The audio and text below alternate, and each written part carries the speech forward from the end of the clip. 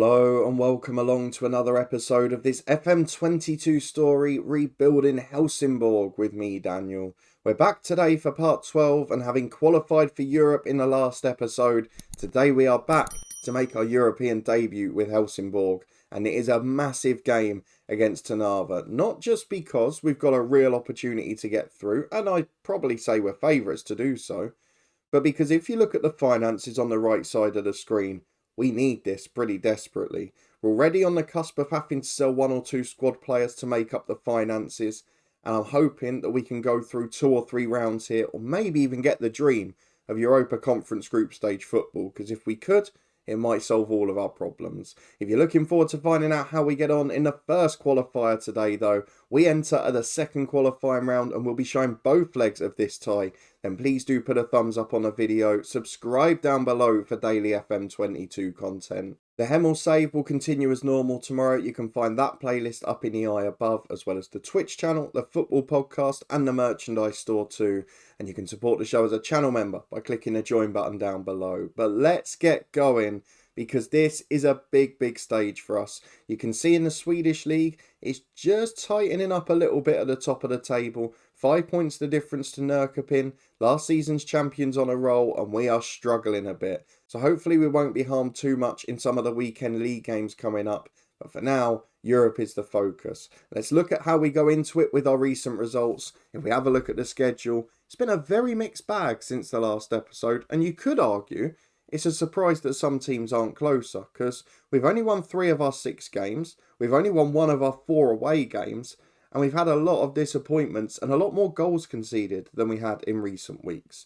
However, we did have some luck immediately after the last episode. I mentioned when we were here for the Swedish Cup final that we probably would struggle to win the league game on the Sunday. Well, thankfully they gave us the bottom team at home, which made it a little bit easier. Halmstad's in a 3-0 victory with Victor Lundberg, Brander Hendrickson and Anthony van den Herk getting the goals. You can see from the lineup though, we changed 3 of the back 4 and played Granath in as centre half. We put Valencia in the middle, Lundberg came in and scored. So we did have to rotate quite a lot, but it didn't harm us a great deal. We then had 3 weeks off where only a couple of players were in international action before returning with a 1-1 draw of BK Häcken.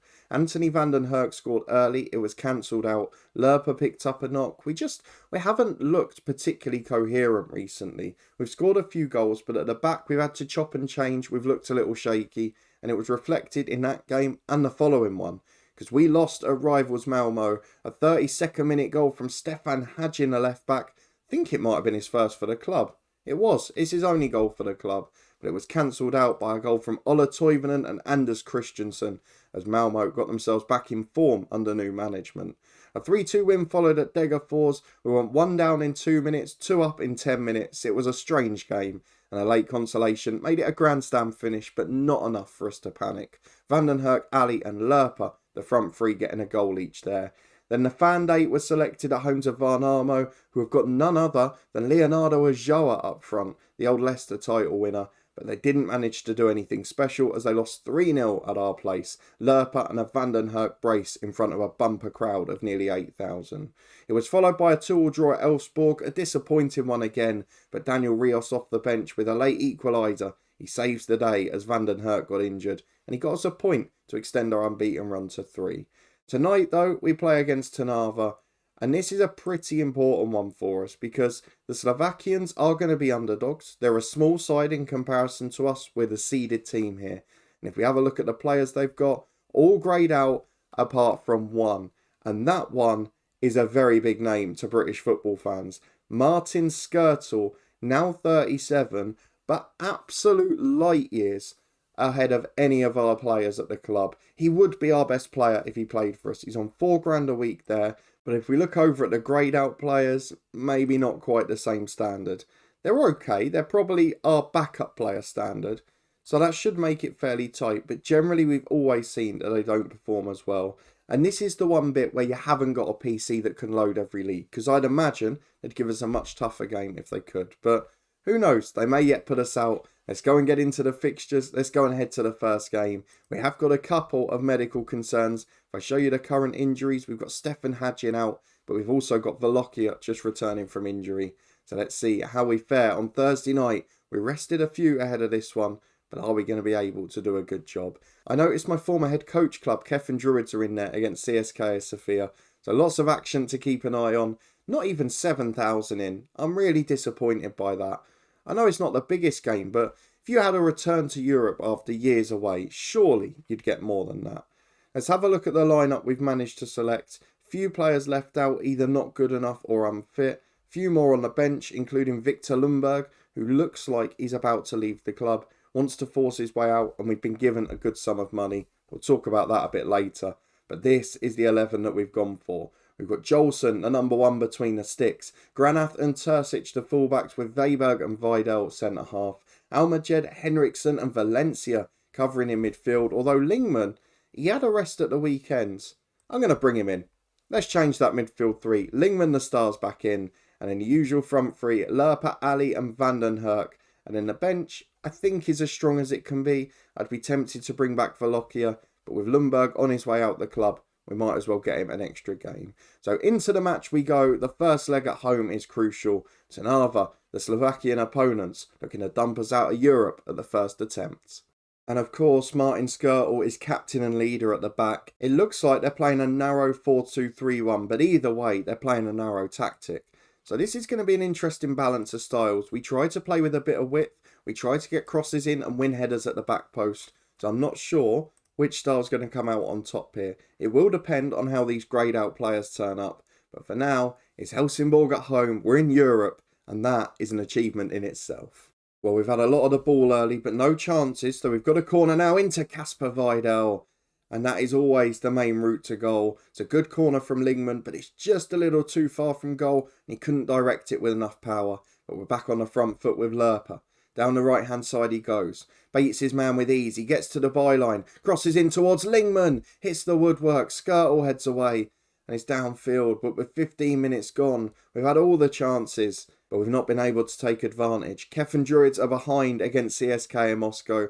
I always keep an eye out for the British sides, even in here. With half an hour gone, no goal to show for the dominance. I think we're going to go to a positive mentality, try and get on the front foot.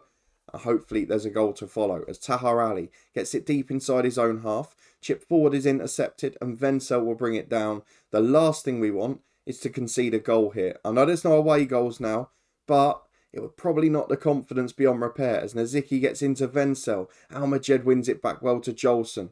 Clears downfield, but again, pretty aimless, not really picking out a player. And Nazicki is able to get it on the right-hand side to Mudry and Takak. Back to Mudry again and Martin Skrtel. Oh, he's giving it away. The star man has cost them here. Henriksen nicks it off him. Oh, he's just put it wide. You wouldn't have thought the best player on the pitch would make that error. But it's 0-0. We missed the target. And with 5 to the break, it's been a really frustrating evening. No attacking intent from our visitors whatsoever. No shots. None on target. All they've offered is a couple of fouls.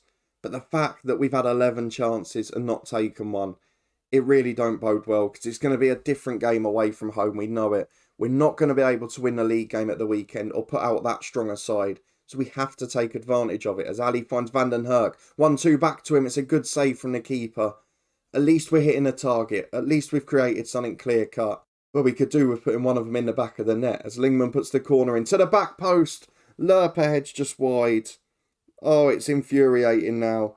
Chances galore for Helsingborg, but none of them are finding the net, though it's another set piece and it looks our most likely route. The Lingman's corner is headed away. Weberg back out to him. Across the box, it deflects in.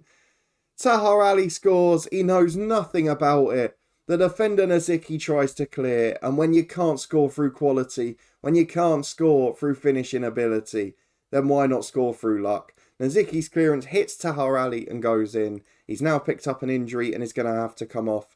Adam Qaid, the youngster, on, but my word, is that an important goal. With an hour on the clock, we're going to give it 5 more, then we'll make the other 2 subs as well. But the players who come on, they need to be fit on Sunday. So let's take off Anthony Van den Herk, who's not had the best game. Daniel Rios with a chance to shine in Europe.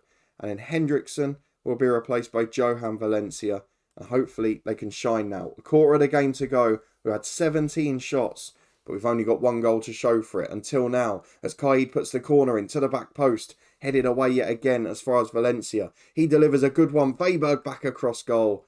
Can't get enough on it. Over the bar for a goal kick, and you just feel we're going to end up regretting missing some of these because these are big opportunities. Lots of set pieces, good chances being created, and nothing to show for it other than one lucky goal. And you'd imagine they're going to be a different side in the reverse fixture as Rios goes wide to Lerpa. Is this the time we can take advantage of fatigue? Lerpa goes back to Granath. Inside to Vidal and Almajed. To Vidal again. Every player bar the keeper is in their half as Rios releases Lerpa. Shoots! Oh, the keeper's made a howler. All of the quality and set pieces have not told. We've scored one goal from a clearance hitting our winger. And then the other one has just trickled under the keeper's arms. There is no right for that shot to go in. But the 19th shot of the game does go in. It's 2-0 and we're in the ascendancy now as Kaid finds Terzic. I can't tell you how important I think that goal is. Long ball forward is aimless. The defensive pass isn't great, but Takac gets it away. Weiberg wins a header to Valencia. Can we really assert dominance now? Oh, is that offside? Lingman releases Adam Kaid. But the referee has given offside. I'm not surprised by that. It looked it. It was a great chance though. And with 5 minutes of stoppage time gone, it's going to be a 2-0 win for Helsingborg. A great display. No effort to attack from our visitors. But I wonder what the second leg will bring. Will we regret missing some of those chances? Who knows. Reserve side to play at home in the league. And we'll be back next midweek to see if we can complete the job. Fitness test time ahead of the second leg. The first team is pretty well rested and it didn't end up harming us in the league. In fact, the opposite, because we won an ugly 1-0 home game against Orgray. Unfortunately for Nurkopin, they dropped points as well, so the gap is now 7 thanks to their draw. Adam Kaid, a youngster who's really doing well, was the man to come in and get the goal again. We have, though, also had our youth intake preview for this year. And if we go and have a look at the candidate screen, it is due to be a golden generation. Centre half being picked out again. Could we find a long-term partner to Vidal? Could we find a class midfielder to replace Netterby and Johnson, who will be off this winter? It's going to be very interesting to see. So that's to come later in the season. September, maybe a couple of episodes down the line, depending on how our European run goes. If we have a look at the transfer screen quickly though, it does look like Victor Lundberg is going to be off. 195,000 from Kalmar FF, who got relegated last season and are struggling in the second tier. He's actually played really well when he's come in, but he seems to think that he wants to be a star player when, to be honest, he's a player I'd love to keep, and I may well yet just rock the boat and do it. Depends if we can get a replacement in, or if he becomes too unhappy. The director of football is looking at more players as well. The latest one he's offered a deal to is Alex Lopez in centre midfield. He's okay, but maybe not a long-term solution. Perhaps in as a replacement for Netterby for next winter. But I'm trying to plan for big signings in the winter rather than just bringing in bit part players now, if I'm being honest. So we'll see if that one gets done. Nothing in terms of in so far. Couple of outs on loan. And Ali Suljic, after returning from one club, has gone out on loan to another. But he was never really going to be of the standard here. We did manage, looking at the development centre, to offer Edvin Nordqvist his debut at the weekend. He came off the bench and is looking promising. But for now, it's all about getting through in Europe. And that's going to require our first 11. So let's make the changes recommended by the assistant. We made 10 at the weekend. He's suggested 9. Let me see if I agree with him. Back in a moment for the lineup. Well, I've made 10 rather than a suggested 9. The only man who's staying in at the moment is Terzic at left back because of a slight knock to Hadjin. He's going to be back, though, for the weekend's match, so he will definitely play against your Gardens, and Terzic will have a complete rest from the squad. The rest of the 11 is all changed, though. Is it the same team we put out in the first leg? I'm pretty sure it is. So let's go and get into the second game, away in Slovakia. They're supposed to be playing a wider formation today, according to the scout reports. I'm not sure whether that will make a difference. Certainly it will curb some of our threats. But are they actually going to attack and try and have a shot this time? You'd like to hope so, at 2-0 down. Let's go and get into it though, see if we can complete the job. And then if we get through, find out who we've got in the next round. Well, it is 10 changes again. 2 for our hosts, and Martin Skirtle is of course a centre-half. It does look like they're playing a tactic with wingers today, albeit still fairly cautious. So I just wonder if that's going to have an impact here, because they were pretty hapless going forward in the first leg. But at home, they're going to have the crowd behind them. Not a big one, only about 4,000. I would expect them to put up a bit more of a fight. as Nazicki's got an early throw in an attacking position, already something they didn't do last time. Vidal heads the cross away though and finds Lerpa. He can now counter-attack. Doesn't push the issue though, goes backwards to Vidal and Henriksen. Chips up to Van den Herk, who holds up well. Has Tahar Ali in support but goes back to Henriksen. He finds Almajed, who the assistant didn't want to start, as Lingman finds Van den Herk. And that is a great save from the keeper. Might have let one slip under him in the first leg, but he's made amends there. That's a top quality save. As Lingman's got the corner, outswinger to the back post, Vidal's up, loses out to Martin Skirtle. It finds Henriksen on the edge of the box to Vidal again. It doesn't look like this is leading to much. It's going backwards. Vidal finds Van den Herk though. That's a clever pass. And he goes comfortably over the bar. Stays 0-0, but similar pattern to the first leg. Just noticed with 17 minutes gone as well, Kevin Druid's leading in Bulgaria as CSKA Sofia. That's one hell of an effort. As Juris has it on the left for Trnava. It's cutting inside again. They're not playing that wide. Dali's on possession and loses it. Ali gets the ball on the left. Through to Van den Herk. It's in, but is it onside? The assistant's running back. I'd suggest it is. I'm not sure it actually was, but we'll take it. Van den Herk gives us the lead. Tahar Ali with the assist. 3-0 on aggregate. Should be game over. And AIK, I can see a winning as well. It's a good night for the Swedish sides at the moment. Let's hope that continues with half an hour gone. As we're back with 30 seconds of the first half to go, plus a minute that's now been added on, as Vidal's got it with Weber, keeping possession well. This is where we need to keep being professional. Keep the ball, keep them chasing. Terzic down the left to Ali. Cuts it inside to Lingman. One more goal and you'd completely say that this tie's dead then, as Terzic finds Almajed. Time on the ball. Look, no one's even pressing. They're not trying to win it back to Trnava. They're more worried about a disciplined shape. And we saw that in the first leg too, but I really thought they'd come out a bit here. Maybe they'll go nuts in the second half. We so often see that in FM22. As Henriksen finds Lerpa, it might be too late because Lingman shoots from distance, but it's just onto the roof of the net. Great effort, just over the bar. And at half time, 1-0 on the night, 3-0 on aggregate. A professional job, very well done. We've told the lads to keep it up. They've still not mustered a shot on target of our host today. That's 155 minutes now of action against them, and they have done nothing to show that they've got any chance, as Lerpa's got the ball on the right-hand side. Forces it back to Granath. And don't forget, they've got the best player in this tie, in Martin Skirtle. As it's to Lerpa. Oh, the keeper again. What are you doing, man? Just trickles under his body. This time goes just wide.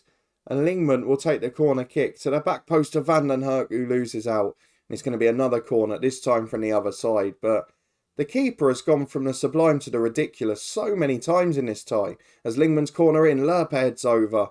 We'll think about changes in a moment, because with an hour gone, it's looking comfortable. AIK have been pegged back though. I'm a little worried about their form here. But for the last 15 minutes, let's just make some changes. Lerpa, you can have a rest for Lundberg. Lingman, you can have a rest for Netterby. And Vidal, you can have a rest for Esben Garnas, who's been waiting for a bit more football. And the keeper's taken his time. He's going to go for a long kick downfield. Takac is pretty much unmarked. I'm not too pleased with that. As they get to the byline, chance to cross from the right. He's forced backwards to Nazicki. Set up that first goal in the first leg with that awful clearance. Finds Takac again and Nazicki. They're looking a bit of a threat here for the first time in the tie. Venture in, it's a goal. It's 3-1 on aggregate. The voice is going. But the assistant referee saves us. The flag goes up. And we're still 1-0 up on the night. And they've still not had a shot on target. As we head into stoppage time. First long throw we've seen in a while. Let me know in the comments. I've asked a couple of times. How on earth do we stop that? The long throw is just going straight to the keeper every time, despite us having 4 or 5 in the box, as Van den Herk picks it up on the right side, into Lundberg, just over here, and it's cleared away downfield. Garnas picks it up to Granath, and Henriksen to Lundberg. Inside to Henriksen again. Time in possession goes back to Almajed, over the top to Netterby. This would be a big moment. Oh, he's put it miles over. That's a terrible finish. He's a really good player. He quite often scores when coming on, but he looked absolutely awful in front of goal there. As Takac chases the long ball from his keeper. Don't let them score. We want the clean sheet. Into the back post to Granath, who clears. We know from the banger save last year, winning on the night is important for the coefficient too. And we've done it yet again. No shots on target over 180 minutes. Trnava were just pretty awful. But we managed to get through comfortably. Let's see what the other Swedish sides did. And then who we've got in the next round. So AIK and Malmo both got through. Kevin Druids actually drew on the night despite losing on aggregate. But let's see who we're facing next week, because we've got to show this European run. And that is a very tough tie. 90,000 into the bank, and Apoel Nicosia, an experienced European side, is going to be the side in the third qualifying round. Will it be where the run ends? That's the big question. Of course, we know they've got some greyed out players. They're not going to be as strong as in real life. But they've got a very solid manager, a Cypriot. Have they got any players? Oh, I take it back. They've got a whole real team, essentially. We've got a lot of leagues loaded in this save. Is that the Kevin Morales? A 34 it is. He's had a bit of a decline there. Daryl Janmat's in there. Okay, this is going to get quite tricky. Let's have a look at some of the younger ones as well. Players on £9,000 a week. Brian Pele. Okay, we're second favourites here. I remember him, Scuffit. Used to be a very good young keeper in FM. It's not too bad there, in fairness. In midfield, we're looking at Berrigards. He is class. We're looking at Lundamo. Okay, we're underdogs. This is going to be very, very tricky. We are going to show both legs again in the next episode, because I do fear that's where the run's going to end. But it's a brilliant experience. Some money in the bank. Hopefully that will start to creep up and be a bit less of a debt come the end of the season. But Apoel Nicosia next time out. It's only a week's time. It's a two-legged tie. And we're going to be back to show that one. Hopefully the voice will have recovered a bit. If you're looking forward to it and you are enjoying our European exploits, then please do chuck a thumbs up on the video. Of course, it's going to be a different experience playing a full side of real players of high quality. But let me know in the comments how you think we can get on, whether we'll shock the odds. Of course, we may have lost a player or two by then as well. If you want to stay up to date and find out if we can beat them, then subscribe down below and turn that notification bell on. There's daily videos from 2 long-term stories as Hemel returns tomorrow. There's also links to the Twitch channel, football podcast and merchandise store in the eye above. But thank you as always for watching. Above my head now is a little special we did last Sunday, and I'll see you again here in a couple of days' time for Apoel Nicosia in a big European qualifier.